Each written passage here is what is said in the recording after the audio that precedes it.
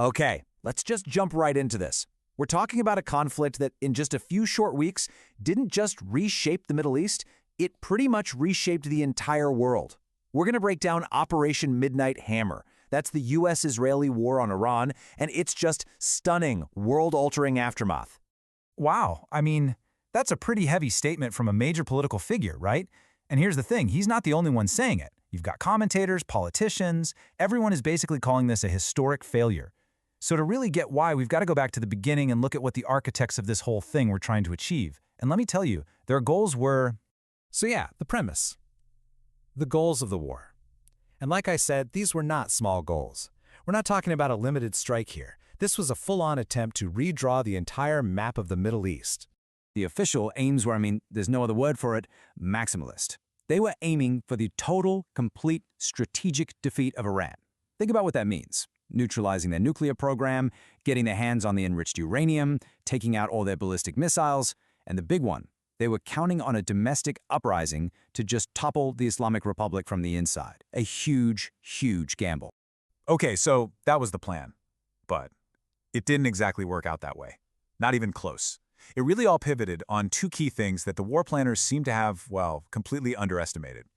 First, they totally misread just how intense this conflict would get. And second, they overlooked the power of one single geographic choke point. Yeah, you hear that language. A little excursion, a military operation, and it sounds so minor, so controlled. But that casual talk was hiding a really brutal military reality. On the ground, this was anything but a little excursion. It was an all-out, high-intensity war. Just look at the numbers. We're talking about a conflict that absolutely burned through critical U.S. military stockpiles, like at a terrifying rate. The amount of firepower used in just the first few weeks, it exposed a shocking vulnerability. It turns out the American armory, this thing we all thought was bottomless, well, it's not. And that brings us to that second point, the choke point. This was Iran's ace in the hole, their most formidable weapon. And it wasn't some secret high-tech device, it was geography. It's something that military war games have been pointing to for years, but for some reason, the leadership just seemed to ignore it. A huge mistake. By showing they could shut down the Strait of Hormuz, Iran basically proved it could hold the entire world's economy hostage. And it's not just about oil, which is what everyone thinks of first.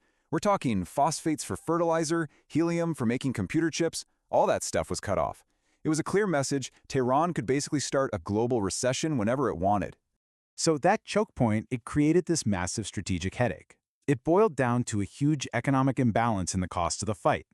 It's a simple but absolutely devastating math problem that worked completely in Iran's favor.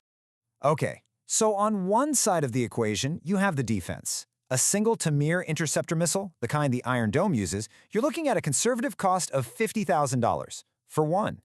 Now let's look at what that $50,000 missile was trying to shoot down.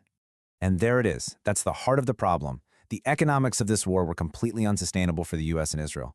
Iran could just launch swarms of these cheap drones and missiles, right? Knowing full well that the defense would have to spend 10 times or even more to stop every single one. They didn't have to win every fight. They just had to make it too expensive for the other side to keep playing the game. All right, so let's get to the verdict. When you put it all together, the military situation, the political fallout, the diplomatic mess, a really clear picture starts to form. And pretty much everyone agrees the war was a catastrophic failure. It just completely missed the mark on its own objectives.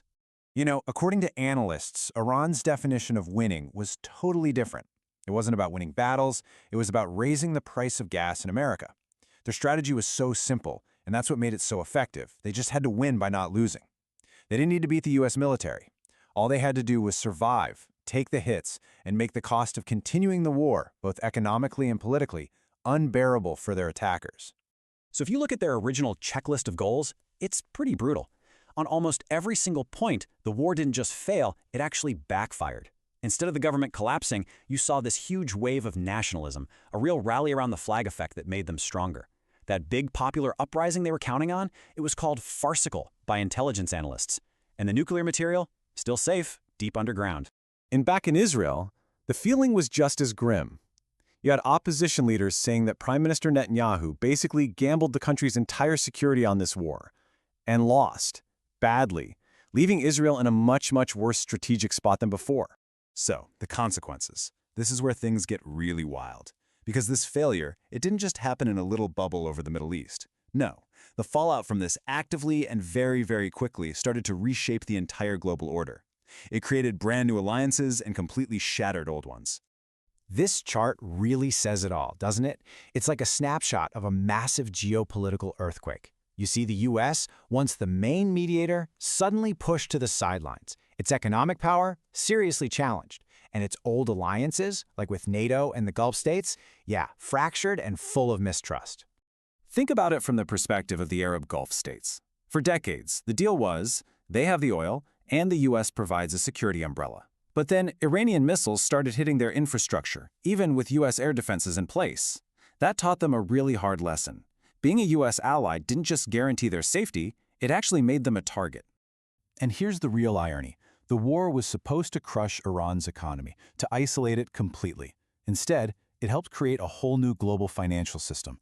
By pushing countries like Iran, Russia, and China to trade energy in their own currencies, it directly attacked the petrodollar system, the very system that's been propping up the US economy for, 50 years? So, what's the big takeaway here? At the end of the day, we are left with a world that has been fundamentally, and maybe permanently, changed. In just a matter of weeks, we've walked into a new reality that is a whole lot more unstable. This all comes down to a key concept: asymmetric confrontation. It's a fancy term for a simple idea. Iran didn't need to win a head-to-head fight with the US military. That was never the goal. Their objective was much, much simpler: just survive. And that simple goal turned out to be way more durable than the complex and frankly fragile goals of its attackers. And the ripple effects, the unintended consequences, have just been incredible. They've cascaded all over the globe. The US comes out of this looking overextended and diplomatically isolated. Its rivals, like China, are empowered and stepping into that vacuum. And even countries that weren't directly involved, like India, have seen huge projects, like their economic corridor through the Middle East, turn into a permanent war zone almost overnight. So that's really the stark, unavoidable conclusion you see in one analysis after another.